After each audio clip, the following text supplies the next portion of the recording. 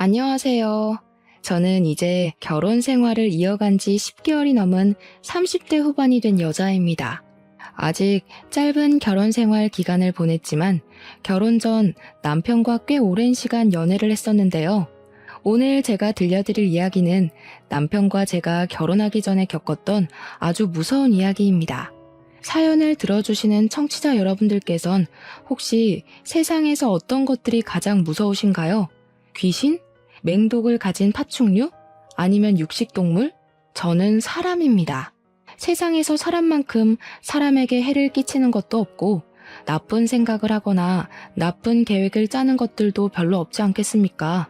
둥글게 둥글게 지구촌은 한 가족이라며 어릴 때 배웠던 동요들이 무색할 만큼 다 큰 성인이 된 사람들은 왜 이리 독한 마음을 품고 사는 건지 모르겠습니다.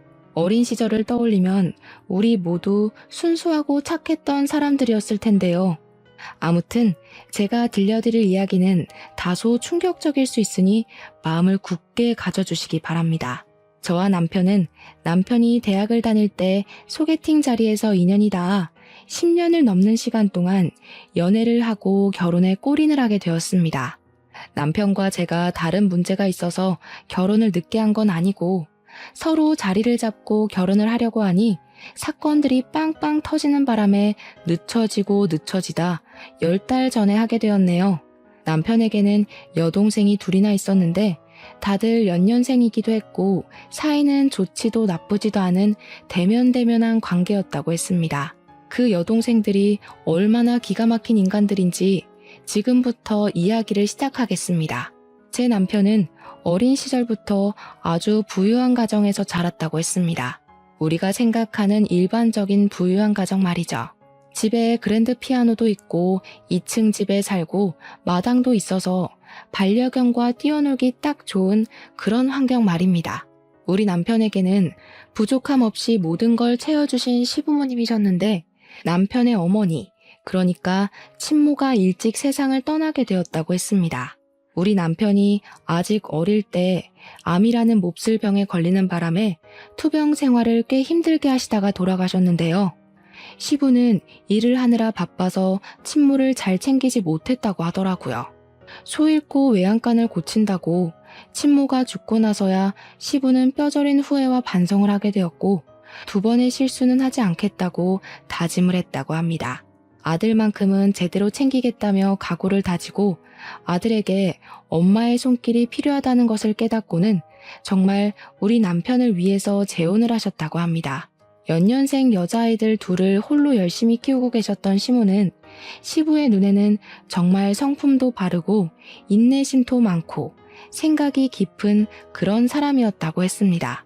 시부는 돈이 넘치게 있었으니 시모가 데려온 2 딸들이나 남편이나 차별하지 않고 모든 걸 고르게 베풀면서 키웠다고 하셨습니다.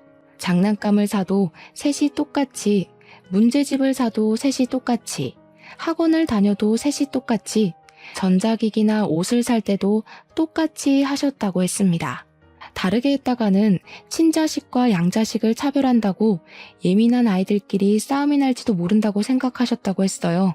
그런 시부의 노력이 통한 건지 재혼한 여자, 그러니까 시모도 정말 우리 남편을 친자식처럼 생각하고 키우셨다고 했습니다. 혼내는 것을 눈치 보지 않고 정말 자식이 바르게 자랄 수 있도록 하나하나 세심하게 살피면서 말입니다. 극악무도하다는 사춘기를 옆에서 꿋꿋하게 견뎌내셨고 다른 건 몰라도 어른들을 공경하고 예의범절을 지키는 사람으로 키우기 위해 노력하셨다고 했습니다. 우리 남편이 사춘기를 심하게 겪은 편이었다고 하는데 어린 마음에 반항심으로 뻗대기도 하고 집안의 물건을 박살내면서 정신 나간 놈처럼 굴기도 했었대요. 그럴 때마다 시모는 남편에게 그래서 마음의 응어리가 풀린다면 얼마든지 하라고, 하지만 우리가 진짜 가족인 것은 잊지 말라면서 사랑으로 감싸주셨다고 합니다.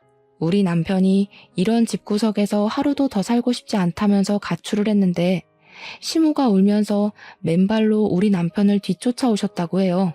등짝을 마구마구 때리면서 이놈 자식아 엄마를 두고 어디 가냐고 눈물을 뚝뚝 흘리는데 우리 남편이 고개를 숙여 내려보니 발이 엉망이셨대요. 유리 조각에 찍힌 건지 돌부리에 찧은 건지 새끼발가락이 찢어져서 피가 뚝뚝 흐르는데도 아픈 줄도 모르고 남편에게 집으로 가자고 하셨대요. 그때 우리 남편이 처음으로 엄마의 사랑이라는 게 이런 건가 싶은 생각이 들면서 마음을 열고 새 가족을 받아들였다고 했습니다.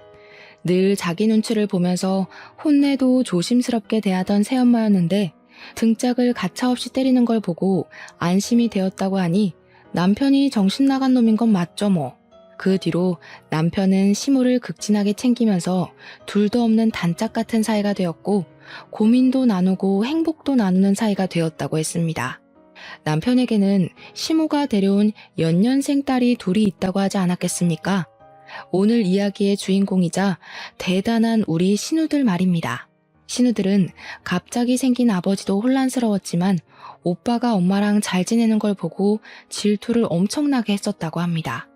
아무래도 남편이 먼저 고등학생이 되었으니까 시모가 남편을 더 챙기고 그랬나 봅니다. 학원을 더 많이 다니고 그랬으니까요. 그럴 때마다 신우들은 누가 친자식인지 모르겠다면서 은근히 시모한테 불만을 말하기도 하고 남편에게 눈치를 주기도 했었대요.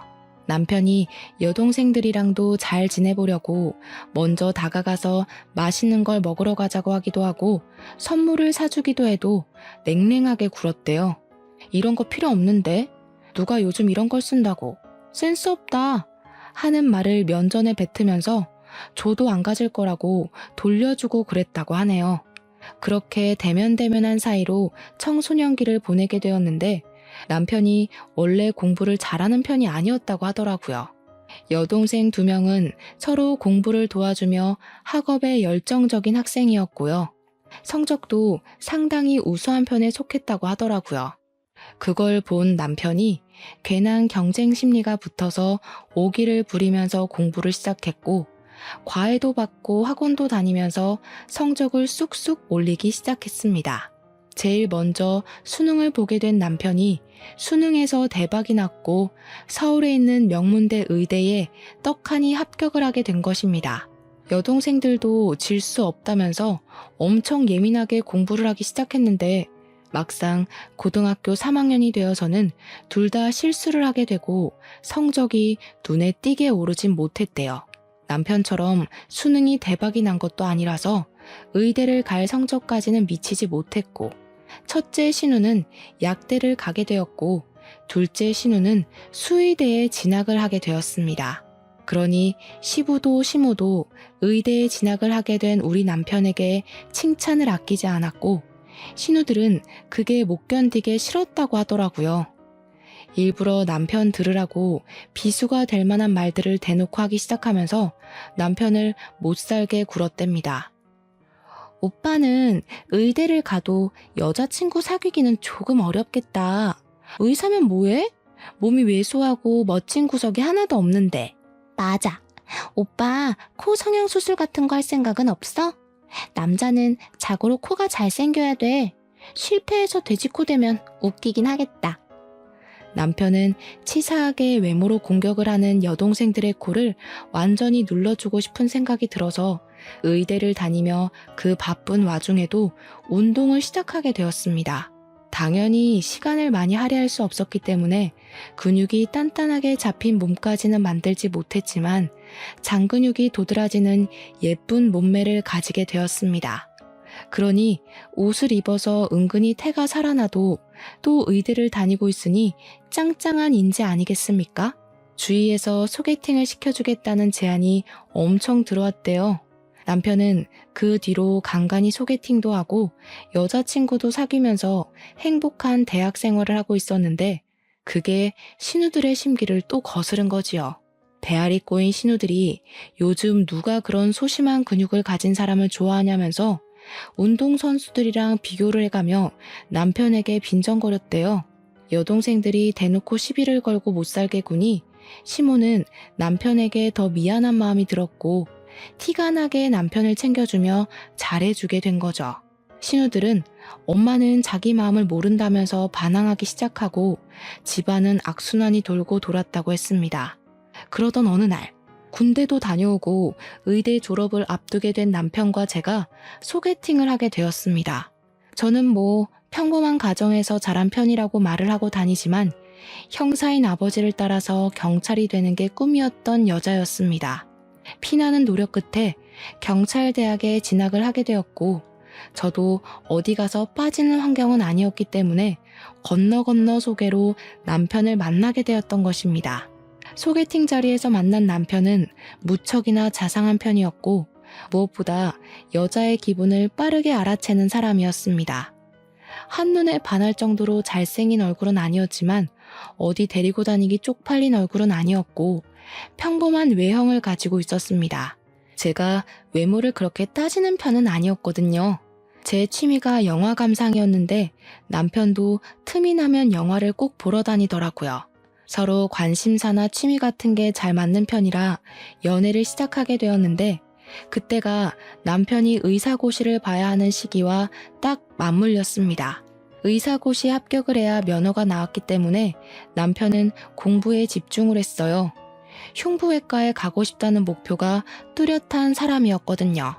자신의 손으로 많은 사람들을 살리는 의사가 되고 싶다는 꿈이 있었기에 저는 공부하는 남편을 방해하지 않으며 응원을 하고 지지하고 있었습니다. 그때 저는 경찰대를 졸업하고 전술 지휘 과정을 이수하고 보직 근무를 막 시작할 시기였습니다.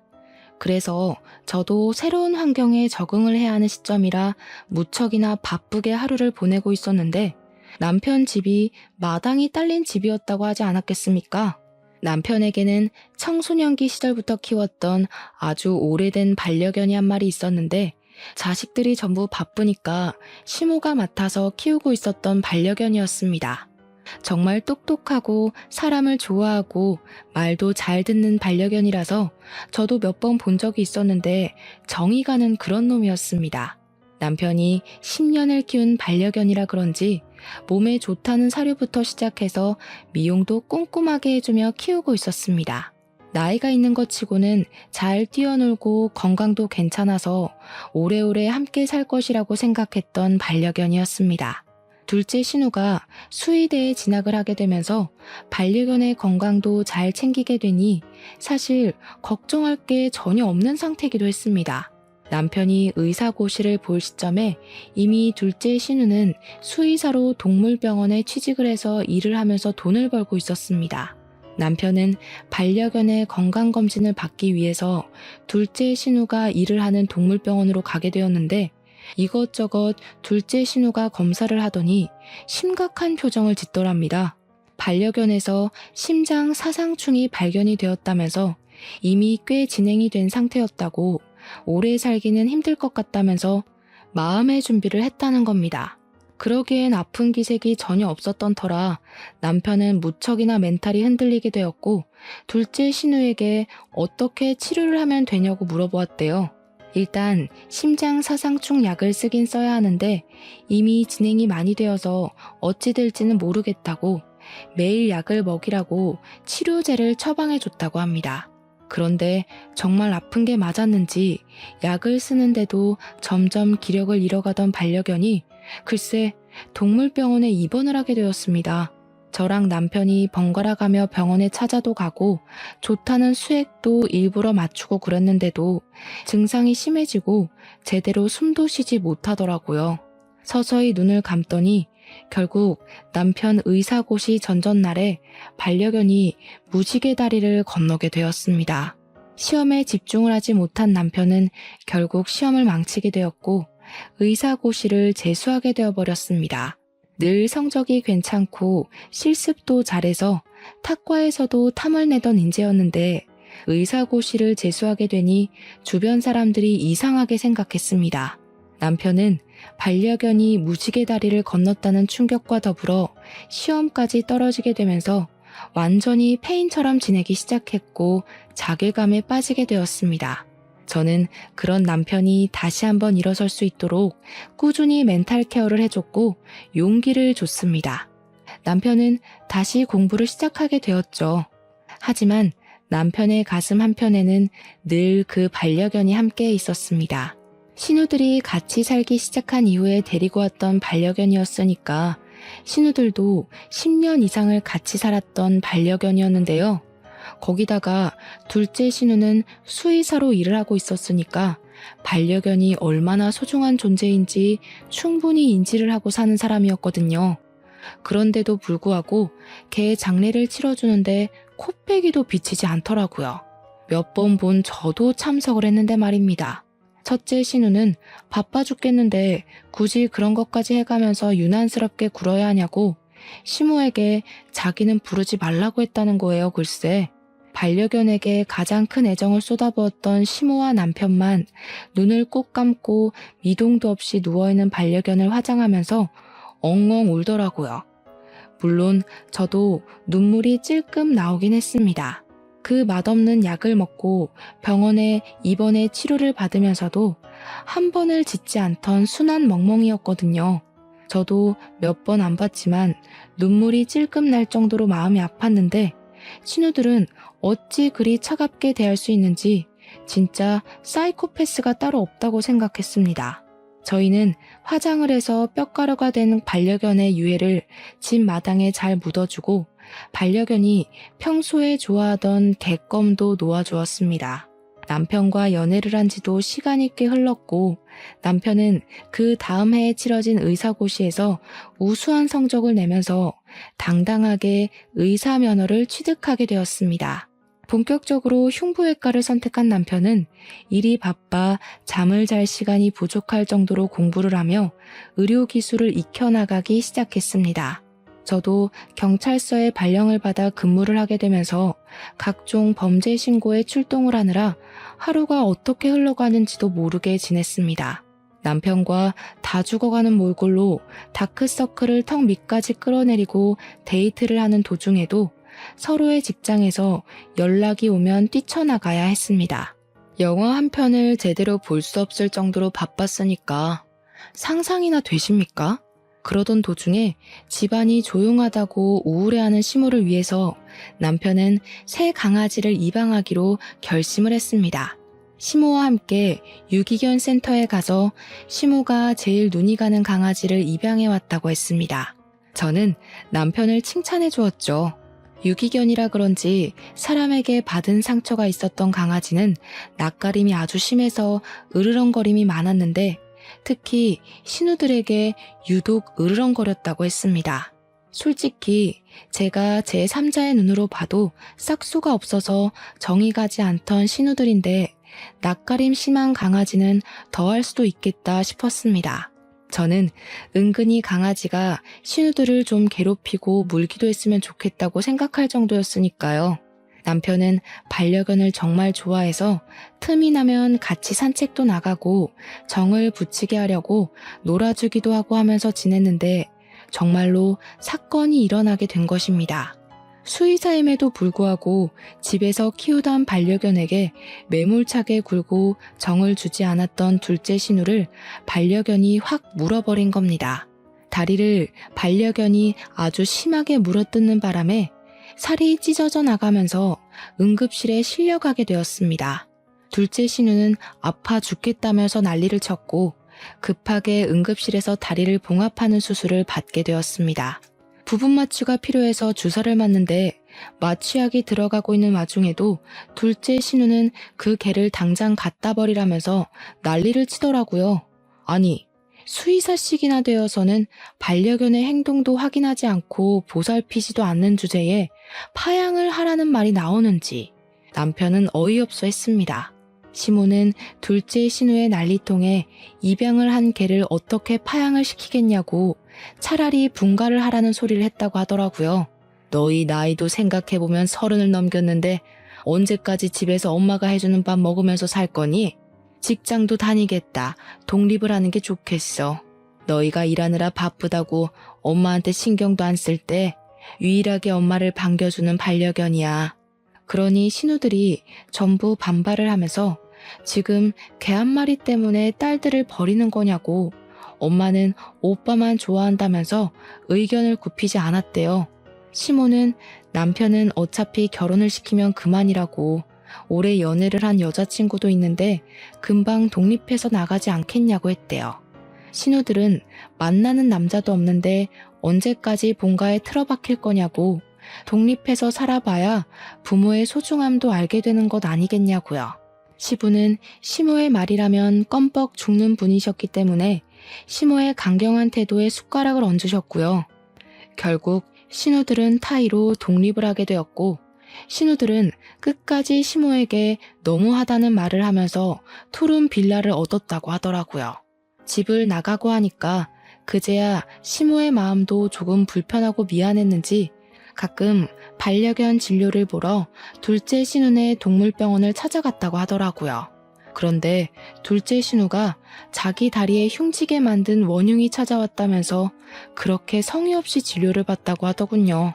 그래도 시모는 딸이 봐주는 게 안심이 되니까 꾸준히 둘째 신우의 동물병원에 찾아가서 검진을 받았습니다. 그러던 어느 날 둘째 신우가 입양한 유기견에게서도 심장 사상충이 발견되었다면서 첫 반려견에게 주었던 약을 그대로 처방을 해줬대요. 시모는 너무나도 불안했다는 겁니다. 이대로 또 무지개 다리를 건너게 되면 어떡하나 싶었던 거죠. 정도 다 들여놨는데 시모는 혹시 본인이 먹이는 사료가 잘못됐나, 간식이 잘못된 건가 하면서 자책도 하셨습니다. 제발 지금 강아지만큼은 무지개 다리 건너지 않게 치료를 잘 좀 해달라고 신신당부를 하면서 개를 입원시키고 나왔는데 간호사들이 수근거리는 소리를 들은 겁니다. 근데 주원장님 말이야, 그게 자기네 집 개 아니야? 심장 사상충 아니던데? 예전에도 한번 그랬던 적 있었잖아. 맞아. 몇 개월 전에 왔던 그 커다란 레트리버 말이지? 누가 들을라, 조용히 말해. 멀쩡한 개한테 저 약 먹이면 죽을 텐데. 예전에 그 레트리버도 멀쩡하다가 며칠 약 먹고 시름시름 앓았잖아. 본인 집 개니까 사정이 있게 하겠지만 무서운 사람이야. 그 수군거림을 같이 갔던 남편이랑 시모가 듣고 그 자리에서 완전히 얼어붙고 말았던 거죠. 남편이 약봉지를 들고 그 간호사에게 걸어가서는 혹시 알약이 이거 맞냐고 체근하듯이 물어보니까 간호사가 사색이 되더래요. 주원장에게 들키면 잘릴 게 뻔하다면서 죄송하다고 황급히 탕비실에 들어가서 더 이상 캐묻지도 못했다는 겁니다. 남편은 주위 친구들을 수소문해서 수의사인 친구와 연락이 되어 그 알약을 보여주면서 이 약이 어떤 거냐고, 반려견이 먹어도 되는 약이냐고 물어봤대요. 그러니까 그 친구가 하는 말이 이 약을 어디서 구한 거냐고, 멀쩡하든 아프든 이 약을 먹으면 죽는 약이라고, 개들한테는 안락사 할 때 쓰는 약이나 다름없다고 했다는 겁니다. 남편은 그 이야기를 듣고 정말 온몸에 소름이 끼치고 열이 받아서 바로 시모한테 이 사실을 알렸대요. 어떻게 수의사가 되어서 일부러 개를 죽이려고 그런 짓을 할 수 있는 건지. 두 번째 반려견이야 다리를 물어서 그랬다고 100번 1000번 이해하려고 애를 썼대요. 근데 첫 번째 레트리버는 도무지 그럴 일도 없었는데 왜 그런 짓을 한 건지 아무리 생각해도 모르겠더랍니다. 나중에 알게 된 사실인데 그때 남편이 의사고시를 준비하고 있었던 시기였잖아요. 남편의 멘탈을 흔들기 위해서 일부러 그런 짓을 했던 것이었습니다.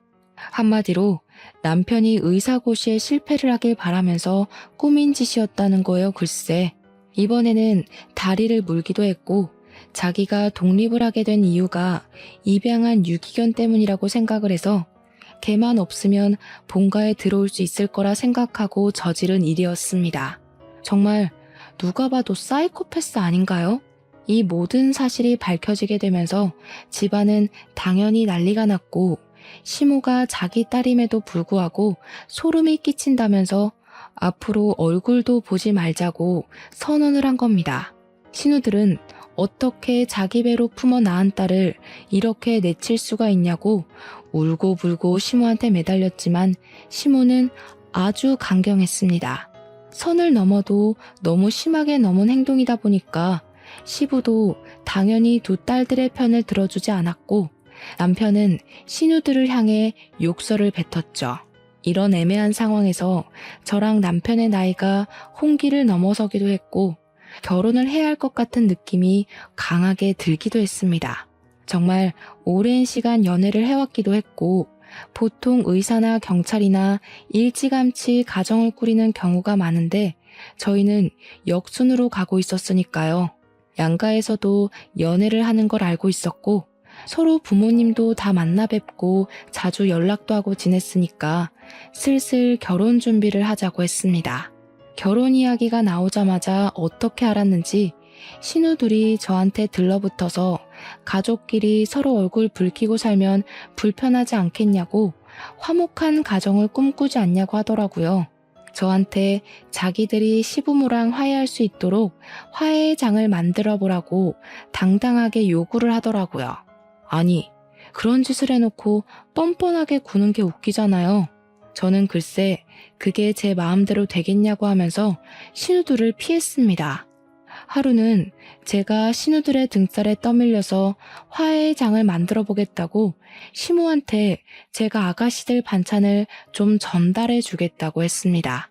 시모도 본인 딸이다 보니까 걱정이 좀 됐는지 아직 결혼도 하기 전인데 이런 심부름을 시켜서 미안하다고 반찬들을 주시더라고요. 그래서 제가 그걸 들고 아가씨네 집에 갔더니 첫째 신우가 집에 있더라고요. 문을 열어주더라고요. 제가 알기론 독립한 투룸 빌라는 시부가 해준 걸로 알고 있었습니다. 결혼을 하면 저희 신혼집도 시부가 해주신다고 했었거든요. 근데 거실에 각종 명품이 죄다 널려있는 게 아니겠어요? 방이 2개뿐이라서 물건 둘 곳이 없다고 거실에 늘어놨더라고요. 진짜 무슨 명품관에 온 줄 알았을 정도로 가방에 옷에 시계에 난리도 아니더라고요.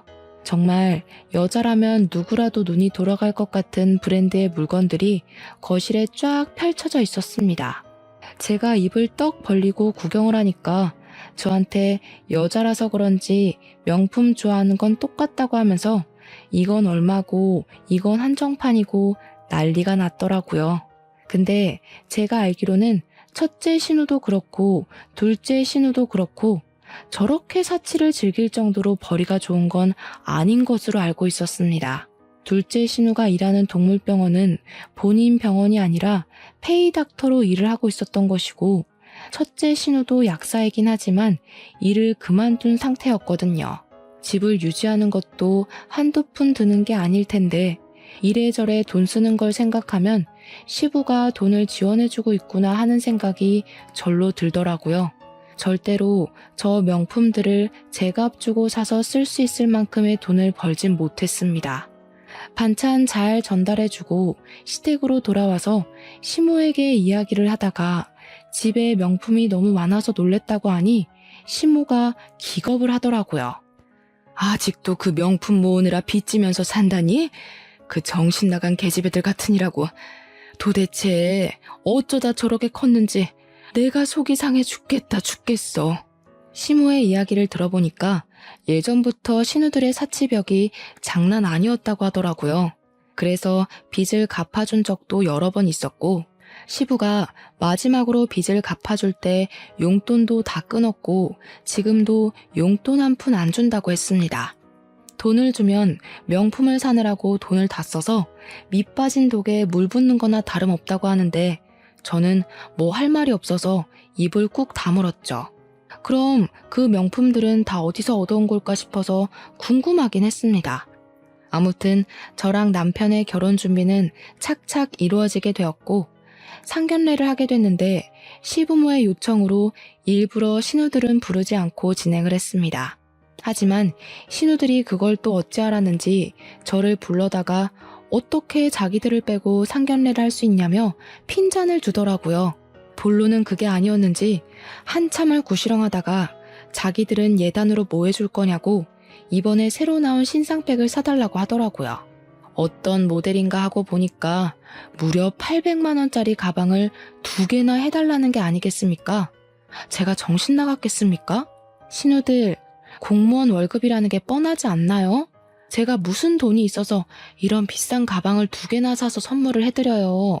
우리 오빠 의사잖아, 의사. 의사 남편 데려가면서 그 정도는 당연히 해야 하는 거 아니야? 우리가 뭐 집을 사오래, 차를 사달래? 그 정도도 못해? 신혼집도 우리 아빠가 얻어준다고 하던데 당연히 성의는 보여야지. 그 집도 시아버지께서 해주시는 거지 신우들이 해주는 건 아니잖아요. 제 월급으론 턱도 없어요. 못 해드려요. 그러니까 저한테 경우가 없네, 우리 집을 무시하는 처사네, 결혼 반대하겠다고 호들갑을 떨더라고요. 제가 기가 막혀서 시모한테 일렀더니 시모가 몸을 부들부들 떨면서 미안하다고, 자기 딸들이지만 왜 저러는지 모르겠다고 하더라고요. 저한테 신세한탄을 하는데 원래 비뚤어진 아이들은 아니었다고 하시더라고요. 사별을 한 이후에 혼자 딸 둘을 키우면서 무시도 당하고 멸시도 당해서 방어적인 성격을 가지게 된 것 같다고요. 부자 새아빠를 만나서 부족함 없이 살고 있지만 지 오빠가 뭐든 자기들보다 잘하니까 자격지심이 생긴 것 같다면서 눈물을 훔치셨습니다. 외적으로 치장하고 돈을 쓰는 것으로 위안을 삼는 것 같다며 정신병원이라도 보내야 할 것 같다는 말에 저러다가도 정신 차리는 날이 올 거라고 위로를 했습니다. 정신을 차리기는 개뿔. 신우들은 평생이 가도 정신을 차리지 못할 게 분명합니다. 어느 날 시댁으로 소송장이 하나 날아왔다고 하더라고요. 시모가 아무 생각 없이 열어봤는데 글쎄 그대로 목덜미를 잡고 넘어가고 말았습니다. 첫째 신우가 만나던 남자가 있었는데 그 인간이 유부남이었던 것입니다. 본가로 상간자 소송장이 날아왔고 집안이 발칵 뒤집어진 겁니다. 시부는 이제 더는 못 봐준다고 노발대발 난리가 났고 시모는 개거품을 물고서 쓰러지고요. 저랑 남편은 집안이 바람잘 날 없는 와중에 결혼 날짜가 다가오고 있어서 긴장을 멈출 수가 없었습니다. 거기서 끝이라도 났으면 모르겠는데 이 정신 나간 첫째 신우가 죽어도 그 남자랑 못 헤어지겠다면서 둘이 야반도주를 한 게 아니겠습니까? 도대체 이게 무슨 일인지. 제 직업이 경찰이다 보니까 시부모님은 저한테 신우의 행방을 찾아달라고 하는데 원래 성인은 실종 신고가 잘 안 되거든요. 특히 신우처럼 자의로 집을 나간 사람을 찾아봐야 뭐 어쩌겠습니까? 시간이 흐르고 흘러서 저와 남편의 결혼식을 일주일 앞둔 날, 그날이 첫째 신우가 가출을 한 지 4개월이 되던 날이었습니다. 첫째 신우가 돈이 다 떨어진 건지 시모한테 공중전화로 연락을 하게 된 것입니다. 돈이 필요하니까 잠깐만 만나달라고 애걸복걸했대요. 시모는 4개월 만에 처음으로 딸에게 연락이 왔으니 얼마나 보고 싶었을까요? 버선발로 신우를 본다고 뛰어나가다가 교통사고를 당하게 되었습니다. 야밤에 주의도 살피지 않고 냅다 첫째 신우를 만난다고 나가다가 음주운전 차량에 치이게 되었고 현장에서 손 쓸 사이도 없이 눈을 감으셨습니다. 시모가 죽은 마당에 결혼식 날짜에 저희가 어떻게 결혼식을 웃으며 올릴 수 있겠습니까? 그래서 결혼식을 취소하고 미루기로 했습니다. 이미 우리 부부가 같이 살 집이며 혼수는 다 준비가 되어 있었기에 혼인신고만 하고 살자고 이야기를 했는데 남편이 그러더라고요. 일단 지금 상황에 혼인신고를 하는 게 답이 아닌 것 같으니 조금 미룰 수 있겠냐고요. 저희가 결혼식을 올리고 1년을 같이 살아본 이후에 혼인신고를 하기로 약속을 하기도 했고 손해볼 건 아닌 것 같아서 알겠다고 했습니다. 결국 시모의 허망한 죽음을 계기로 첫째 신우는 집으로 돌아오게 되었고 언니가 돌아왔다는 소식에 둘째 신우도 독립한 집을 처분하고 본가로 들어왔습니다. 본가에서는 시부와 신우 둘, 저와 남편은 아파트로 분가를 하게 되었습니다. 첫째 신우를 오랜만에 보게 되었는데 저에게 눈을 뾰족하게 뜨고서는 어떻게 엄마가 죽었는데 둘이 혼인신고를 하고 살 수 있냐고 하더라고요. 뭔 상관인가 싶긴 했지만 1년 뒤에 혼인신고하기로 했다. 시모 죽음은 우리도 안타깝게 생각하고 있다고 명복을 빌고 있다고 했습니다. 그렇게 조용해지나 싶었는데 엎친 데 덮친 격으로 시부가 건강검진을 갔다가 암을 발견하게 되었다는 연락을 받게 되었습니다. 혹인 줄 알았는데 모양이 이상해서 조직 검사를 해보니 암이라는 결과가 나왔다는 것입니다. 물론 위치가 나쁘지 않아서 항암 치료를 하면 호전될 가능성이 농후하지만 전이가 되기 시작하면 답이 없다고 하더라고요. 전이라는 게 멈추라고 해서 멈추는 것도 아니고 무엇보다 의사인 남편이 잘 알고 있는 분야이기도 하니까요. 남편은 시모도 잃고 얼마 지나지 않아 시부까지 암 판정을 받으니 우울증까지 찾아오게 되어서 힘들어 죽으려고 했습니다. 당연히 우리 남편은 일이 손에 잡히지 않아 실수를 하는 일이 잦아졌고 동료들에게서도 평판이 점점 떨어지기 시작했습니다. 남편은 저에게 일을 쉬고 싶다고 말을 했고 저는 그런 남편의 정신 건강이 회복되는 것이 우선이 되어야 한다고 생각해서 쉬라고 이야기를 했습니다. 시부가 어떻게 될지 모르는 마당에 일을 하는 것보단 시부를 잘 보살피는 것이 자식된 도리로서 해야 할 일이라고 생각을 했습니다. 그래서 저희는 더 자주 시댁에 방문을 하게 되었는데 그때마다 신우들은 시부 눈치를 보고 있고 시부는 한숨만 푹푹 쉬고 있었습니다. 신우들 때문에 스트레스 받아서 병세가 더 깊어지는 것 같다고 하는데 무슨 일인지는 말을 하지 않으시더라고요. 저랑 남편은 대충 또 사고를 쳤나 보다 하고 말았는데요. 제가 출근을 하고 범인의 행적을 쫓던 어느 날 급하게 연락을 받게 되었습니다. 남편이 갑자기 본가에서 쓰러졌다는 연락이었습니다. 저는 놀래서 형사님들에게 양해를 구하고 병원으로 달려가게 되었습니다. 신우들이 저를 보자마자 호들갑을 떨면서 제 남편이 약을 먹었다고 하는 게 아니겠습니까? 약을 먹다니. 그게 무슨 소리인지 몰라서 손이 벌벌 떨렸습니다. 오빠가 계속 괴롭다 우울하다 하더니 갑자기 방에 들어가서 약을 먹어버렸어요. 위세척도 하자고 해서 다 하고 처치가 끝났다고 하는데 오빠가 눈을 못 뜨고 있어요. 어떡해요 언니. 의사 선생님을 만났는데 선생님도 이상하게 약 기운이 다 빠져나간 것 같은데도 의식이 돌아오지 않는다고 간혹가다 이런 환자도 있긴 하니까 지켜보라고 하더라고요. 이대로 눈을 못 뜨고 혼수 상태가 되는 사람들도 있다고 하는데 식은땀이 다 나더라고요. 저는 그때부터 계속 남편 간호를 시작했는데 제가 하는 일이라는 게 하루 종일 병실을 지킬 수 있는 여유가 나지 않는 일이잖아요. 간병인을 두려는데 신우들이 자기들이 지은 죄가 많으니 남편 병간호를 하고 싶다고 하더라고요. 철이라도 든 건지 물론 그 생각은 아주 잠깐이었고요. 시부한테 들었는데 남편이 약을 먹은 날 첫째 신우랑 다투는 소리를 들었다고 하시더라고요. 첫째 신우가 시모 보험금을 홀라당 타먹고서는 그 유부남이랑 노느라 돈을 다 썼다는 거예요. 그걸 남편이 알게 되었고 둘이 한참을 싸웠다고요. 시부가 그래서 요 며칠 계속 한숨만 쉬고 있었고 신우는 눈치를 본 거라고 하더라고요. 그 말을 듣는데 약간 느낌이 쎄했습니다. 우리 남편은 신우의 극진한 간호에도 불구하고 눈을 뜨지 못했고 시부는 저에게 새 삶을 찾으라고 했습니다. 혼인신고도 안 했고 동거만 한 것이니까요. 시부는 항암 치료를 받고 있었지만 점점 쇠약해져 갔고 이제는 둘째 신우까지 일을 그만두고 시부와 남편을 보살폈습니다. 저는 월급의 일부를 신우들에게 송금하며 간병을 부탁했고요. 하루는 일이 조금 애매한 시간에 끝나서 남편의 얼굴을 보러 병실에 들렸습니다. 그런데 간호사들이 모여있는 공간에서 이상한 소리가 들리더라고요. 1102호 환자 조금 이상하지 않아? 약도 잘 안 들어가고 깨어나지 못할 이유가 없는데 피검사는 왜 안 하지? 거기 보호자가 피검사 죽어도 안 한다고 하잖아. 1102호 환자는 바로 우리 남편이었거든요. 저는 살금살금 병실 앞에 섰는데 신우들의 말소리가 들렸습니다. 언니랑 오빠랑 혼인신고 안 한 거 맞지? 등본 떼봤다니까. 아빠도 곧 죽을 것 같은데. 그럼 재산 다 우리 거 되는 거지? 저는 그 말을 듣자마자 너무 놀라서 재빨리 휴대폰을 꺼내고 녹음 앱을 눌렀습니다. 그리고 살짝 열려있는 문틈으로 휴대폰을 들이밀고 녹음을 뜨기 시작했어요. 오빠만 빨리 죽으면 된다니까.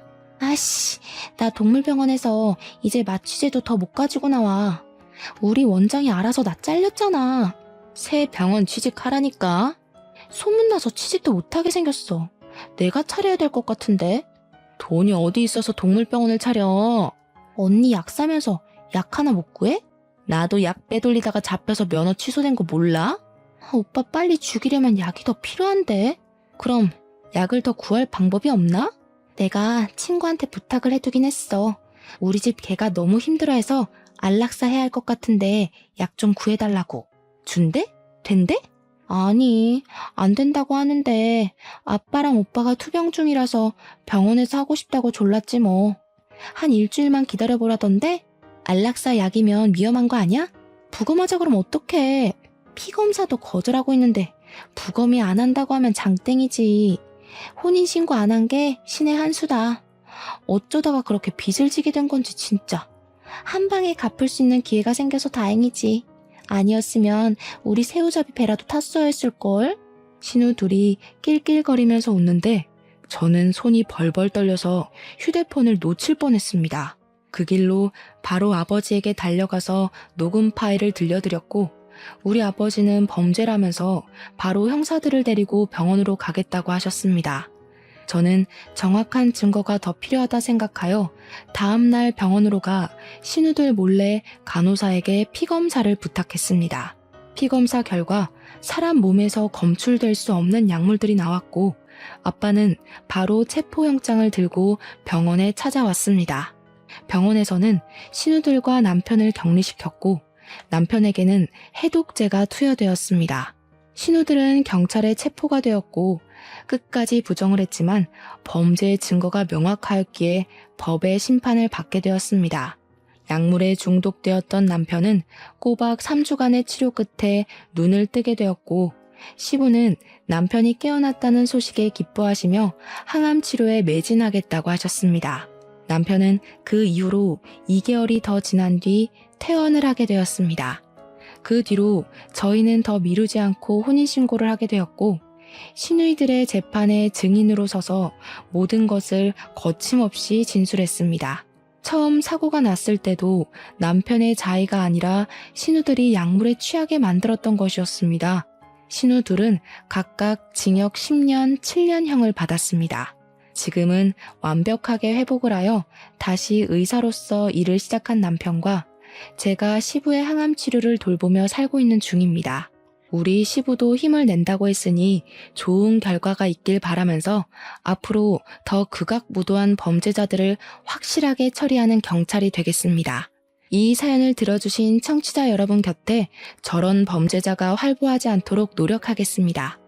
물론 저희 가정도 소홀하지 않게 돌보겠습니다.